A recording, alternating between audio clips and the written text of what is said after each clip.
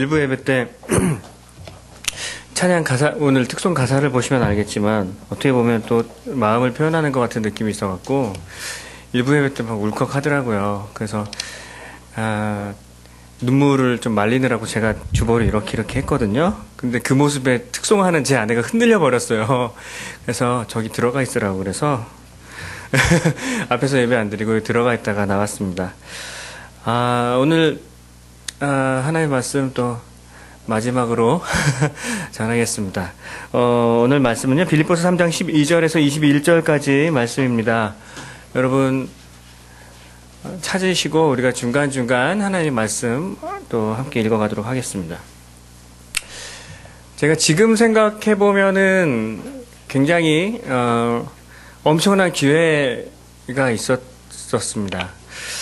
미국 북서부 포틀랜드 지역에 한인 교회를 개척하는 일을 두고 그 개척 멤버를 또 개척 목사를 모집했을 때에 어떻게 연결이 잘 돼서 포틀랜드 지역에 가서 그 모 교회가 될 교회에서 또 좋은 인상을 서로 주고받고 포틀랜드 지역에 개척을 할 수 있는 상황이 된 적이 있었습니다. 모든 것이 다 준비가 되었고요. 이제 저만 가면 됐던 그런 상황입니다. 여러분 또 그 눈빛 가운데는 현 목사님이 영어를 할 줄 아나? 라고 지금 영어가 안 될 텐데 어떻게 개척을 할까라고 이렇게 걱정스러운 눈빛으로 보시는 분들이 있는데요. 참 너무 배려를 많이 해주셔서 3, 4년 이상의 그런 기간 동안 그 모 교회에서 함께 훈련을 받으면서 사역을 하고 언어 훈련까지 함께 받는 걸로 해서 준비가 되면 개척하는 것으로 모든 것이 다 되었습니다. 저에게는 참 아메리칸 드림을 이룰 수 있는 기회였기도 했고 좋은 기회라고 생각을 했지만 결론적으로 제가 여기 있는 것으로 봐서는 아마 거기 안 갔으니까 여기 있겠죠. 제가 거절을 했습니다. 거절을 했던 가장 큰 이유 중에 하나는요, 제가 이별을 너무 싫어한다는 거예요. 개척이다 보니까, 그리고 적어도 개척을 준비하는 시간 3, 4년 이상의 시간이 걸리고, 또 개척을 해서 어느 정도의 열매를 보려면 적어도 10년 이상의 시간을 가 있어야 되는데, 계산을 해보니까, 저희 아버지, 어머니의 연세와 제가 있어야 되는 10년을 계산해보니까 중간에 뭐 아프시기라도 하면 내가 나올 수 있을까? 뭐 이런 여러 가지 생각들이 많이 들더라고요. 너무 마음이 편치가 않았습니다. 이별을 한다는 것이. 물론 같은 하늘에서 있고 하나님께서 분명히 인도해 주시리라고 믿지만 당장 눈에서 멀어진다라는 것 때문에 마음이 너무 편치 않았고 슬픈 마음이 있었고, 그래서 제 배포로는 그것을 감당할 수가 없어서 못 가겠습니다라고 말씀을 드렸고, 참 좀 어떻게 지금 생각해보면 또 아쉬웠던 기억이 있기도 합니다. 제가 이별을 너무나도 싫어해서 그렇게 거절한 것은 제가 이별을 하고 나면 오랫동안 가슴에 멍울이 남아있거든요. 그 기억들이 굉장히 오래가는 스타일이에요. 그래서 이별을 너무 싫어합니다. 이별을 너무 싫어해서 물건들도 잘 못 버려요. 네, 집에 자꾸 쌓아둡니다. 그러다 보니까 이제 집은 지저분해지겠죠. 그렇게 이별을 싫어합니다. 근데 저는 그렇게 싫어하는 이별을 지금 눈앞에 두고 있습니다. 오늘이 마지막 설교이고, 물론 또 강사로 불러주시면야 또 와서 얼마든지 충성 봉사를 할 수 있지만 이 교회 안에 너무나도 설교를 잘하시는 분들 위주로 계시기 때문에 다시 올 수 있는 기회가 얼마나 있을까 그런 생각을 하기도 합니다. 어쨌든 오늘 설교가 사랑 믿는 교회 성도로, 사랑 믿는 교회의 한 식구로서 여러분과 나누는 마지막 설교이기 때문에 솔직히 많이 아쉬운 것은 사실입니다. 벌써부터 사실 아른거리는 눈빛들, 아른거리는 얼굴들이 있고요.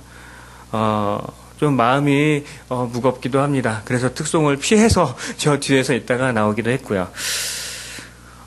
누군가는 저의 마음처럼 저와 이렇게 헤어지는 것이 참 아쉽고 또 슬픈 분들이 있을 거라고 믿고 싶습니다. 누군가는 있으시겠죠. 그런 분들에게는 심심한 위로의 말씀을 드리고요. 누군가는 또 잘 됐다. 속 시원하다라고 생각하시는 분들이 있을 것입니다. 그분들 역시 축복합니다.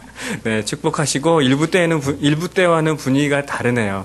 일부 때는 이 부분에서 많이 웃어주셨는데 여러분 제 이 말은 그냥 농담입니다. 이렇게 다큐로 심각하게 받아들이시면 안 됩니다.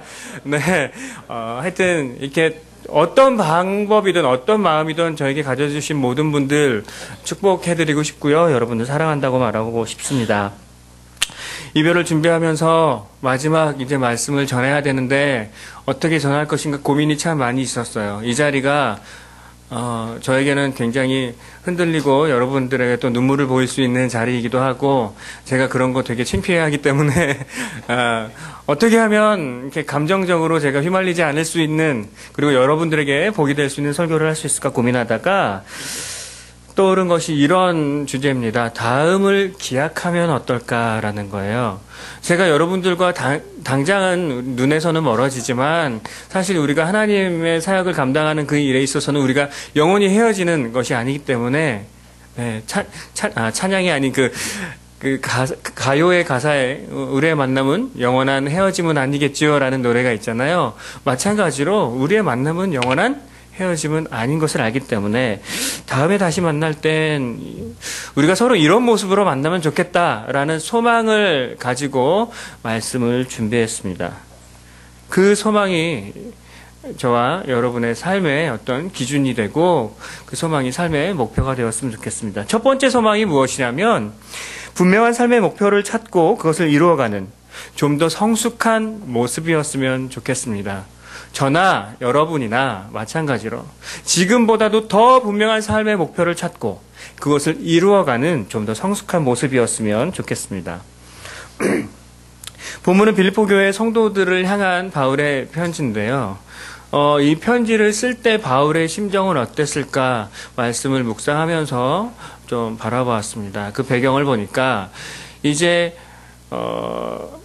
바울이 가택구금되어 있던 상태, 즉 집에서 감옥 생활을 했던 상태에서 로마 시위대 안에, 즉 군대 안에 있는 감옥으로 옮겨진 그런 상황인 것 같습니다.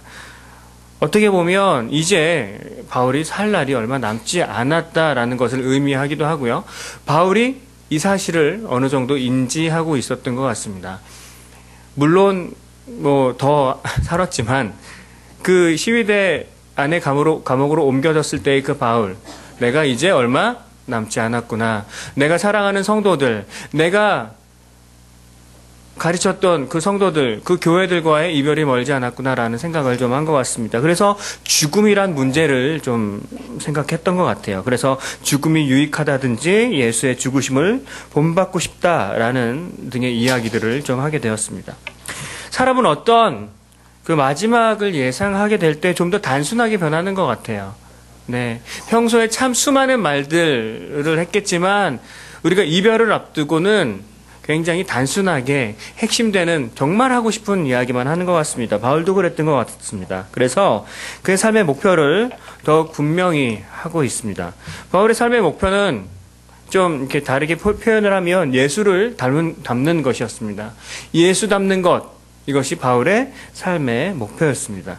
그는 자신의 삶의 목표를 두고 이렇게 고백하고 있습니다. 12절에서 14절까지의 말씀을 우리가 함께 읽어보도록 하겠습니다. 12절부터 시작.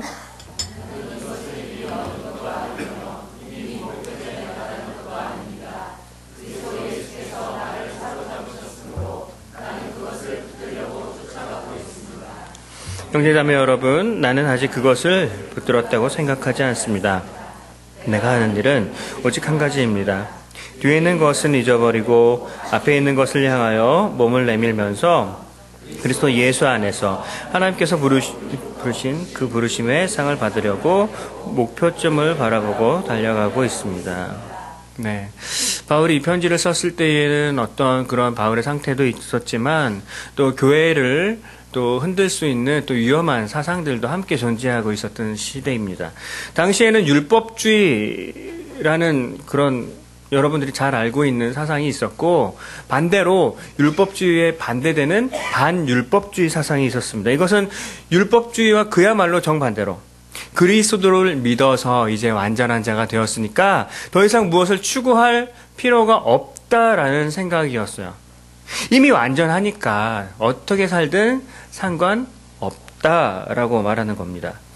그러나 바울의 모습을 볼 때 바울은 그러한 사상에 동조하지 않았음을 볼 수가 있고요. 그 빌립보 교회 성도들이 그 사상에 물들지 않기를 바라는 바울의 모습을 좀 볼 수가 있습니다. 왜냐하면 바울은 결코 자신이 완전하다고 생각하지 않았기 때문입니다. 오히려 얻은 것들을 잊고 목표를 향해서 달려간다라고 이야기를 하고 있어요. 바울은 이것이 평생을 두고 따라가야 할 목표다라는 것을 알고 있었습니다. 당시 반율법주의 사상을 가진 그런 사람들처럼 이 시대를 살아가는 우리들, 그리고 기독교 안에도 어떻게 보면 그런 모습들이 좀 있는 것 같습니다. 칭의 구원에만 머물러 있으면서 성화의 점진적인 능력을 알지 못하는 그런 사람들이 있는 것 같아요. 그러나 우리가 분명히 알아야 할 것은 그리스도를 믿고 구원을 받은 사람들은 분명히 완전하지만 그것은 하나님께서 우리를 그렇게 여기신다라는 겁니다. 우리의 모습이 죄를 하나도 짓지 않고 정말 예수 그리스도의 모습과 똑같은 정말 완전한 사람이 아니라 하나님께서 우리를 그렇게 만들어지도록 이끌어 갈 것이고 우리의 죄악된 모습과는 상관없이 예수 그리스도를 믿는 그 믿음 안에서 하나님께서 우리를 완전하게 취급하신다. 완전하게 바라보신다라는 겁니다. 분명히 우리는 완전합니다. 그러나 우리의 삶의 모습 속에서 우리를 볼 때에 참 헷갈리는 것들이 너무 많이 있지 않습니까? 구원을 받았고 죄 용서함을 받았는데 여전히 넘어지고 여전히 죄를 짓고 여전히 연약한 우리들의 모습이 있습니다. 이런 가운데 우리가 구원을 받았으니까 이 이후의 모든 것은 이제 내 마음대로 해도 된다라고 생각하지 않았으면 좋겠습니다. 성화의 그 한 발자국 한 발자국 예수 그리스도를 닮아가는 그 목표를 향해서 우리가 한 발자국 한 발자국 하루하루를 살아가기를 소망합니다. 그 목표를 이루는 노력이 너무나도 당연한 것이고 심지어 성숙한 그리스도인의 지표라는 것을 사도 바울이 이야기를 합니다. 15절 말씀을 보면 이렇게 기록이 되어 있어요. 그러므로 누구든지 성숙한 사람은 이와 같이 생각하십시오. 여러분이 무엇인가를 달리 생각하면 하나님께서는 그것도 여러분에게 드러내실 것입니다. 사도 바울이 말하는 성숙한 사람은 분명히 구원하신 하나님의 은혜를 경험한 사람입니다. 그리고 경험한 것에서 끝나는 것이 아니라 그 은혜를 발판 삼아서 더 부르심에 합당한 삶을 살아가는 그런 사람들입니다. 그렇게 살기를 애쓰고 노력하는 사람들이라는 이야기입니다. 바울이 달려간다라는 표현을 쓴 것처럼 성숙한 그리스도인들의 삶은 그저 이곳저곳에 한눈을 파는 삶이 아니라 목표를 바라보고 곧장 그것을 향해 나아가는 삶인 것 같습니다. 여러분, 우리가 목표를 바라보고 달려가지 않고 자꾸 무엇인가 한눈을 팔고 유혹을 당한다면 어쩌면 우리가 그 목표를 이루지 못할 경우들도 많이 있어요. 제가 여러분 보시기에 달리기를 잘할 것 같은가요? 아니면 잘 못할 것 같은가요? 제가 축구도 잘 안 하고, 네, 고기를 이렇게 달리기를 잘 못할 것 같죠? 짧으니까요. 짧아서. 제가 어저께 우리 청년부들하고 모임 가운데에, 이렇게 질의응답 시간이 좀 있었어요. 마지막 모임을 가지면서 김철기 전도사님이 준비를 한 모양인데 그 질문 가운데 참 심오하고 좋은 질문도 많았지만 이상한 질문도 있었어요. 그 중에 하나가 뭐냐 하면 정말 키가 170이 맞나요? 뭐 이런 질문이요. 왜 못 믿는 거죠? 왜 나를 못 믿는 건가요? 네, 170이에요. 라고 믿어주시길 바랍니다. 근데 제가 나온 부대는요. 제가 군 생활을 한 부대는 청와대 앞에 있는 제30경비단 이었습니다. 그곳은 청와대 제일 외곽에 있는 부대이기 때문에 사람들에게 많이 눈에 띄는 부대고요. 또 이렇게 청와대 그러니까 그 국방부에 터치를 받기도 하지만 또 경호실 소속 터치를 받는 부대였기 때문에 이 외모가 참 준수하고 키도 큰 사람들만 뽑았어요. 지금 또 아이러니 하시죠? 제가 거기 갈 수 있었던 것은 경비대로 간 것이 아니라 그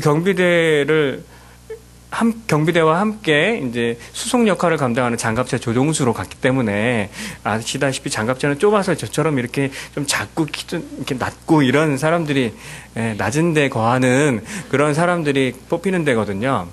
그랬는데 정말 놀라운 것은 저는 사실 달리기를 잘합니다. 아멘. 제가 초등학교 때 육상부였었고요. 심지어 중학교 때 체육중학교를 가려고 했었어요. 여러분, 제가 많은 걸 숨기고 있었던 겁니다. 사실은 다리도 긴데 지금 숨기고 있어요, 뱃속에.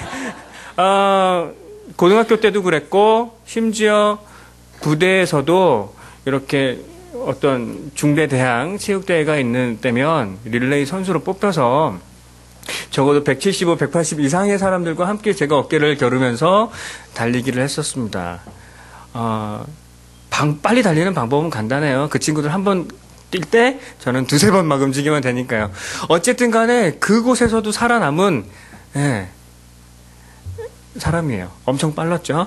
근데 중학교 때 제가 잊을 수 없는 위험한 경험을 했었습니다. 뭐냐면 여전히 이제 체육대 릴레이 대표로 뽑혀서 나갔는데 이상하게 그날따라 제가 뭔가 좀 이렇게 드러나고 싶은 거예요. 열심히 달리면서 그냥 목표점을 향해서 제일 먼저 들어가는 게 중요한 게 아니라 사람들에게 나의 존재를 좀 알리고 싶다는 생각에 막 환호하는 그 학생들과 이 선생님들을 향해서 총을 쏘면서 부위를 날리면서 달리기 시작을 했습니다. 1등으로 달리고 있었거든요. 물론 1등으로 들어오긴 했습니다만 한참 떨어져 있던 거리가 나중에 1등으로 들어갈 때 보니까 바로 뒤에까지 그 다음 주자가 쫓아왔더라고요. 하마터면 1등을 놓칠 뻔했던 그런 경험이 있습니다. 왜 이런 위험한 상황이 나타났냐면 제가 목표점을 바라보지 않고 내 생각하면서 자꾸 다른 곳을 바라봤기 때문에 그랬다라고 생각을 합니다. 여러분, 저같이 한눈파는 사람이 되지 않으시길 바랍니다. 물론 우리가 유혹이 많은 건 인정합니다. 그럼에도 불구하고 사도 바울이 말했던 더 높은 부르심을 향해 날마다 나아가는 저와 여러분이 되기를 간절히 소망합니다. 우리가 그런 더 높은 부르심을 향해 나아갈 때 보통 이렇게 적용을 해드리고 싶은데요. 마음은 막 이렇게 하십시오라고 얘기를 너무 하고 싶은데 사도 바울의 말씀을 보다 보니까 참 각양각색 우리는 너무나도 너무 다른 상황에 있다라는 것을 발견하게 됐습니다. 신앙의 수준도 다르고요. 삶의 패턴도 다르고 성향도 다르고 너무 달라요.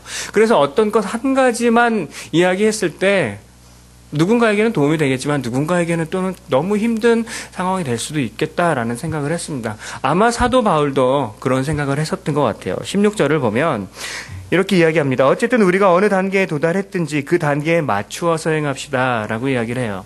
분명히 사도 바울이 목표를 향해서 나는 달려가고 있다 라고 말하면서 너희도 그것을 배워서 함께 그렇게 하자 이런 의도로 지금 편지를 쓰고 있는 건데 너희 한 사람 한 사람의 수준에 맞춰서 상황에 맞춰서 그 단계에서부터 시작하자라고 이야기를 하고 있습니다. 우리 가운데에는 누구는 엄청난 믿음을 소유한 분이 있을 수도 있습니다. 그러나 어떤 분은 믿음이 약한 분이 있을 수도 있습니다. 예수님을 닮아가는 모습에 있어서 어떤 분은 이제 1% 닮기 시작한 분이 있고 어떤 분은 30% 닮은 분이 있을 수도 있습니다. 모두 다 달라요. 그런데 중요한 것은 그만큼 했으니까 그만이 아니라 그 단계에서부터 다시 시작하자라는 겁니다. 서로를 판단하고 너는 이만큼 할 수 있니? 나는 이만큼 할 수 있는데 라고 생각하는 것이 아니라 서로 그 수준에서 일어서서 함께 목표점을 나갈 수 있도록 함께 손을 잡아주시고 우리가 함께 눈높이를 맞추어가는 공동체가 되기를 간절히 소망합니다. 우리가 함께 목표를 향해 달려가는 공동체, 함께 성숙해지는 공동체, 그러한 사랑 믿는 교회가 되기를 간절히 소망합니다. 우리가 서로 다시 만날 때에는 우리가 서로를 바라보면서 성장한 모습을 발견하고 그것을 통해서 서로가 서로에게 본받을 수 있는 사람들이 되어지면 좋겠습니다. 그래서 오늘 말씀드린 것처럼 우리가 다시 만날 땐 서로가 분명한 삶의 목표를 찾고 그것을 이루어가는 좀 더 성숙한 모습이었으면 좋겠습니다. 두 번째 제가 갖고 있는 소망은 다시 오실 예수님을 바라며 나그네처럼 하늘을 향해 살고 있었으면 좋겠습니다. 다시 오실 예수님. 바울은 분명히 예수님께서 다시 오실 것을 믿고 살았습니다. 그랬기 때문에 죽음도 두려워하지 않을 수 있었고 오히려 예수 그리스도의 죽음에 함께 참여함으로 말미암아 부활을 꿈꾸고 있었을 것입니다. 예수님께서 다시 오실 것을 알았기 때문에. 사도 바울은 분명히 하늘의 것을 이야기하고 그것을 목표 삼아 달려가라고 이야기하고 있습니다. 그런데 그 말씀에서 잠깐 눈을 돌려 우리가 살고 있는 세상을 한번 바라보면 세상의 가르침은 철저히 이 땅을 향하고 있는 것을 알 수 있습니다. 따라서 이 세상의 가르침대로 충실하게 살아가는 어떤 분은 이 땅만을 생각하게 될 것입니다. 바울은 이 땅만 바라보며 살아가는 사람들을 십자가의 원수다라고 이야기를 하고 있습니다. 우리 18절 말씀 함께 보도록 하겠습니다. 제가 읽어드릴게요. 내가 여러분에게 여러 번 말하였고 지금도 눈물을 흘리면서 말하지만 그리스도의 십자가의 원수로 살아가는 사람이 많이 있습니다. 네, 십자가의 원수로 살아가는 사람이 많이 있다라고 이야기를 하는데 이것이 교회 밖에 있는 사람들을 이야기하는 것이 아닙니다. 빌립보 교회에 보낸 이 편지에 쓰여진 이 말은 빌립보 교회 안에 십자가의 원수로 살아가는 사람이 많이 있다라고 지금 경고를 하고 있는 거예요. 십자가의 원수처럼 사는 사람이 교회 안에 있을 수 있습니다. 어쩌면 나는 잘 살아간다라고 생각할지 모르겠지만 나는 어느 정도 레벨이 있다, 수준이 있다, 나는 믿음이 있다라고 생각할 수 있겠지만 사실은 어떤 상황에서 우리가 십자가의 원수가 될 수도 있다라는 거죠. 저도 말씀을 묵상하면서 저 자신을 생각해 봤을 때 때로는 내가 십자가의 원수가 되었던 그 순간순간이 이 교회 안에서 있었구나라는 것들을 바라보게 되었습니다. 하늘을 바라보지 않고 이 땅을 바라보며 예수 그리스도를 목표로 삼지 않고 나 자신을 바라볼 때 이렇게 십자가의 원수되는 그런 일들이 있었습니다.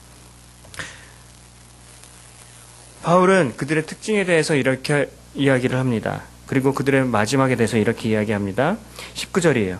그들의 마지막은 멸망입니다. 그들은 배를 자기네 하나님으로 삼고 자기네의 수치를 영광으로 삼고 땅의 것만을 생각합니다. 라고 기록이 되어 있습니다. 이 말은 자신들의 육체적인 욕심이 마치 하나님을 대하듯 거절할 수 있는 그 욕심 앞에서 거절하지 않고 순종하는 모습으로 살아간다. 마치 하나님을 대하듯 내 욕심을 숭배한다라는 거예요. 뿐만 아니라 우리의 삶 속에서 창피하게 하나님이 보시기에 너무나도 부끄럽게 살아가고 있는 것도 모르고 그것이 영광스러운 듯 자랑하며 살아간다라는 의미입니다. 하나님을 대적하는 육체적 욕심들은 우리가 모두 거부해야 할 줄로 믿습니다. 믿으십니까? 거부해야 합니다. 우리를 향한 그 욕심들은 반드시 거부해야 됩니다. 그러나 십자가의 원수된 사람들은 오히려 그 욕심에 무릎 꿇고 오히려 그 욕심에 끌려 다니면서 삽니다.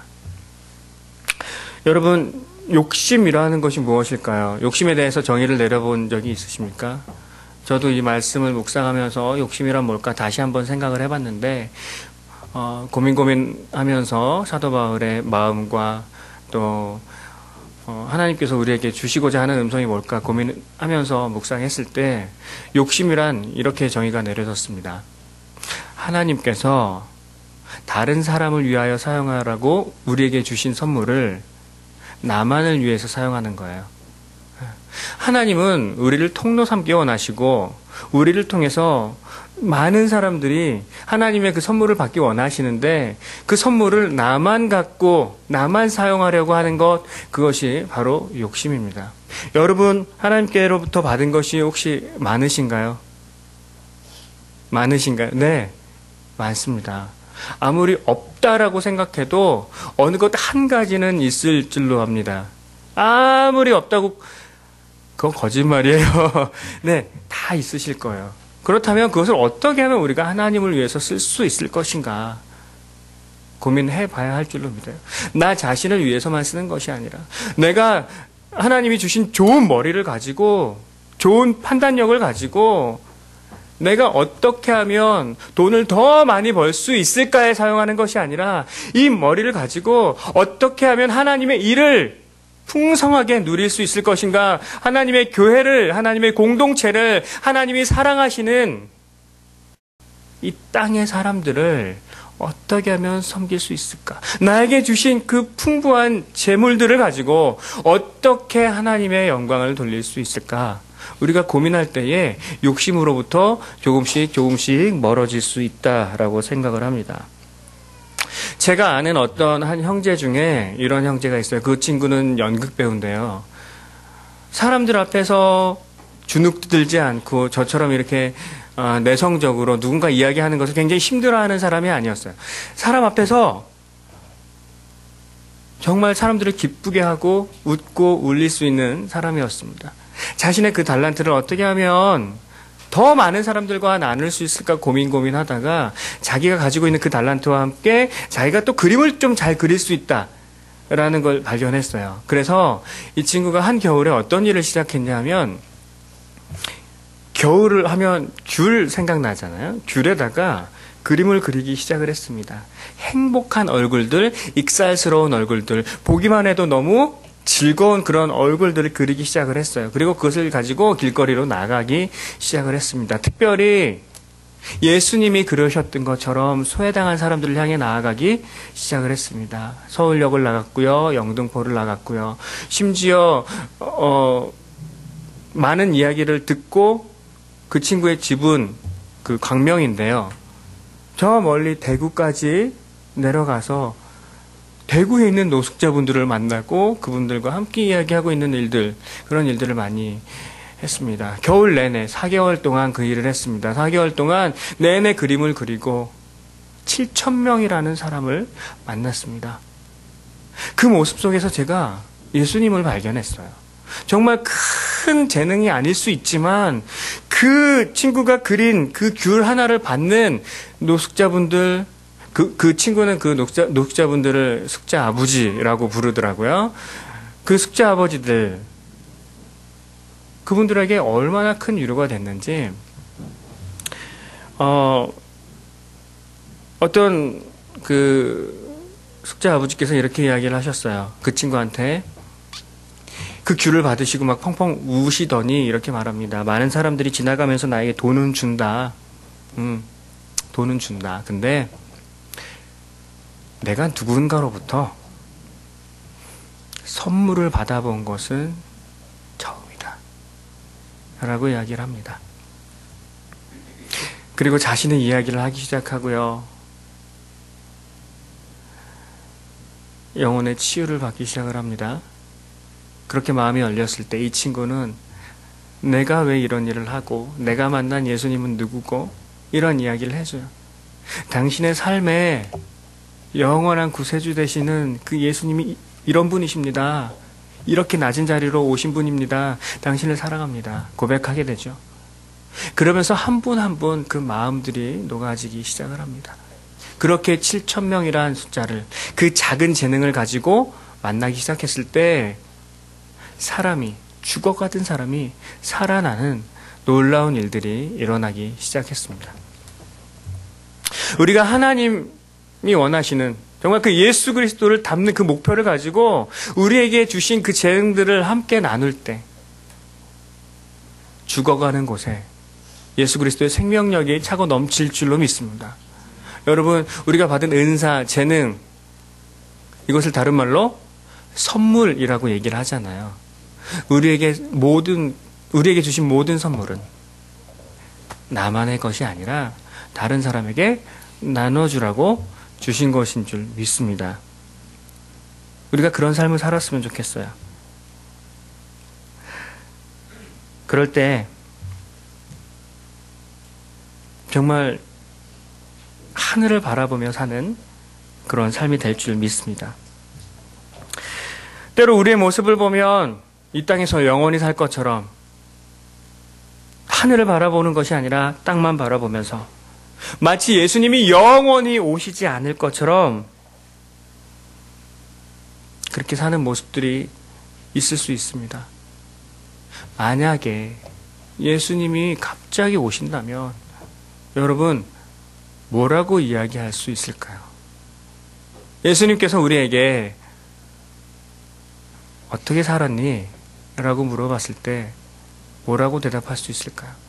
우리 청년부들하고 이야기를 나누면서 그리고 많은 분들의 환송을 받으면서 이런 이야기를 제일 많이 들었던 것 같아요.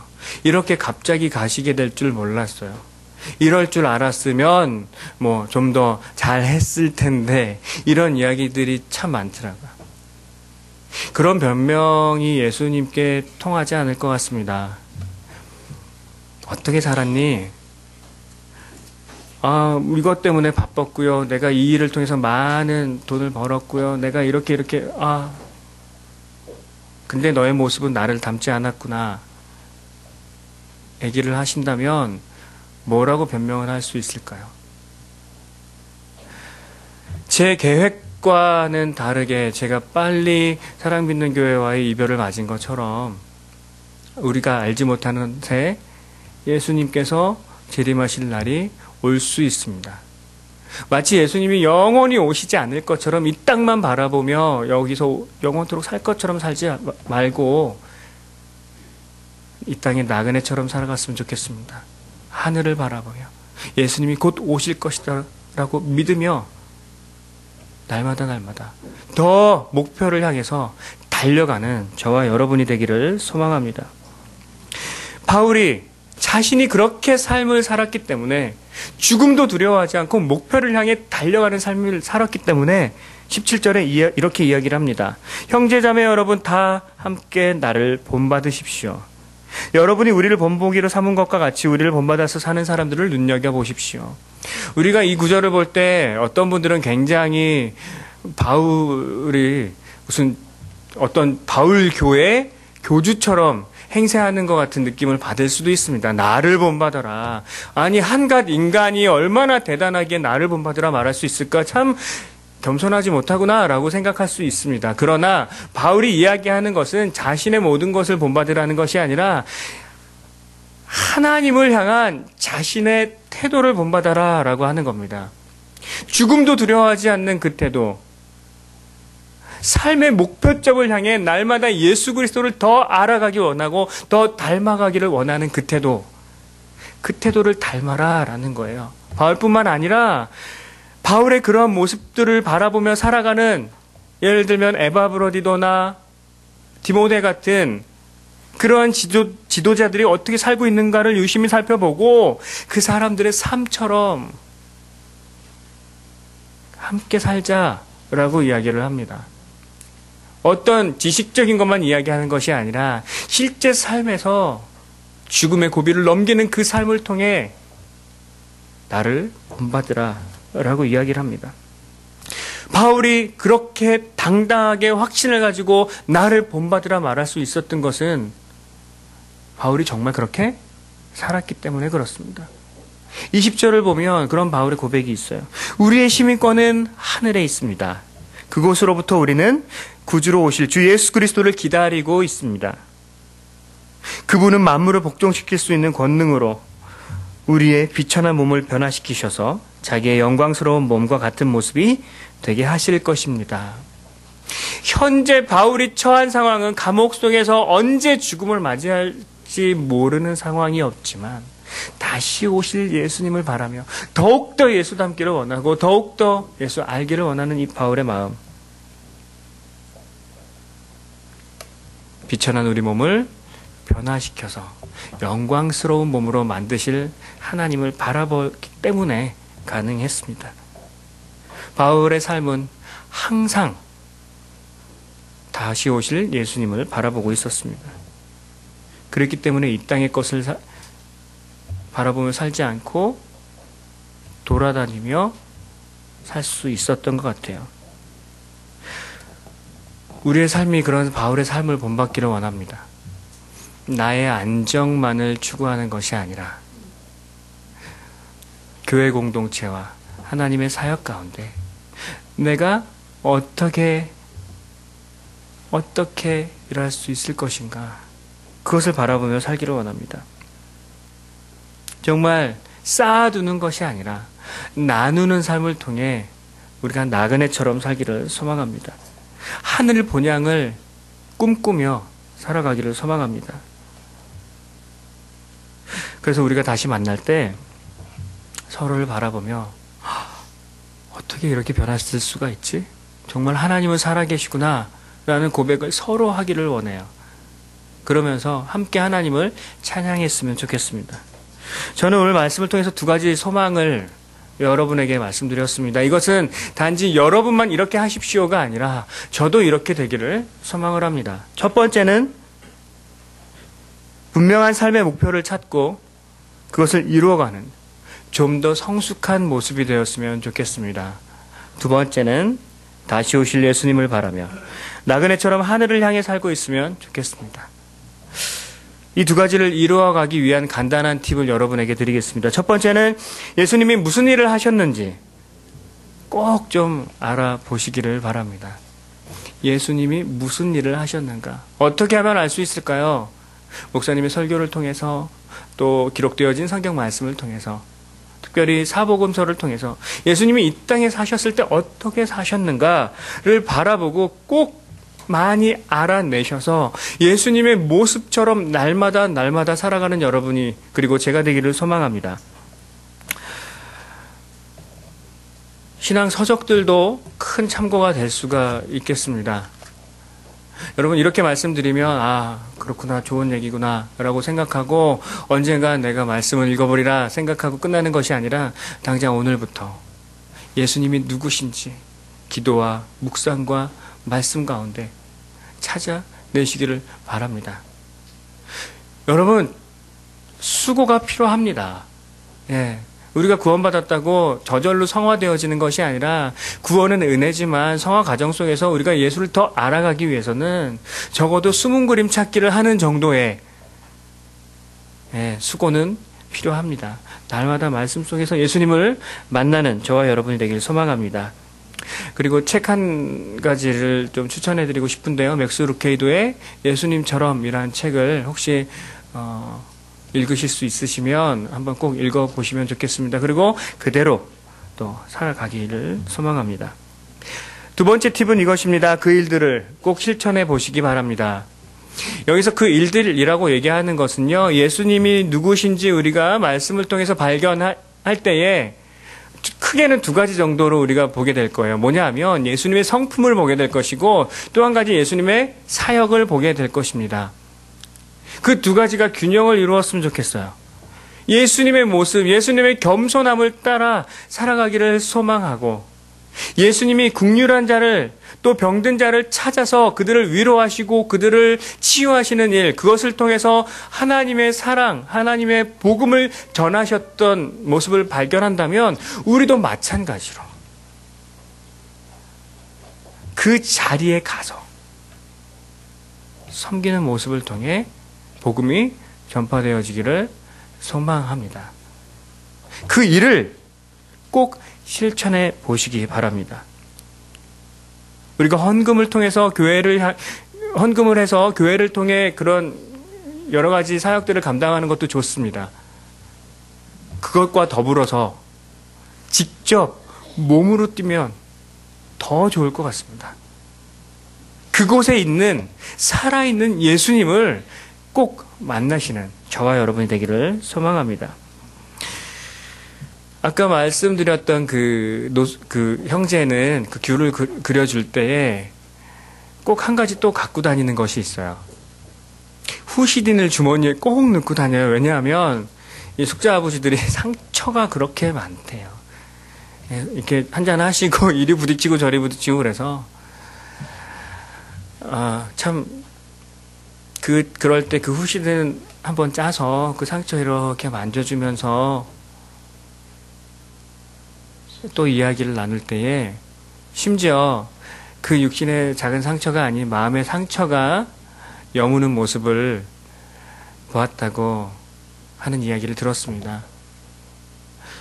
어떤 아저씨는요, 그날 사실은 여러 번 중에 한 번 지하철에 뛰어내리려고 마음을 먹었는데, 내가 당신 때문에 다시 살 소망을 얻었다 라고 이야기하시면서 우셨다라는 이야기를 들었어요.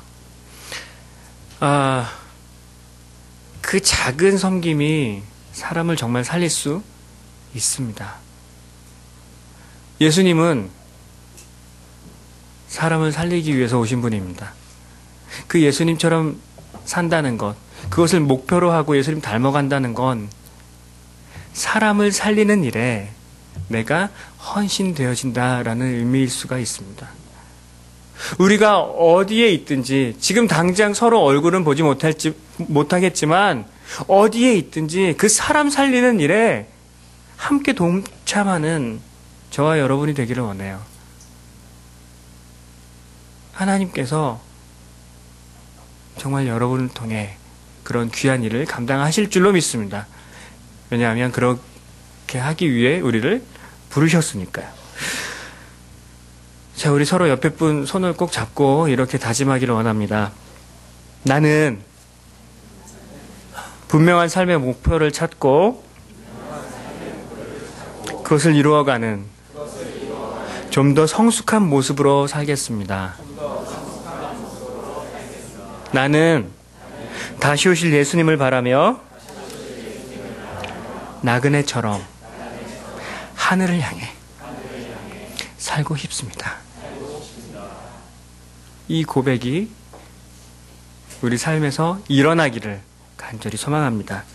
여러분 모두를 사랑하고 축복합니다.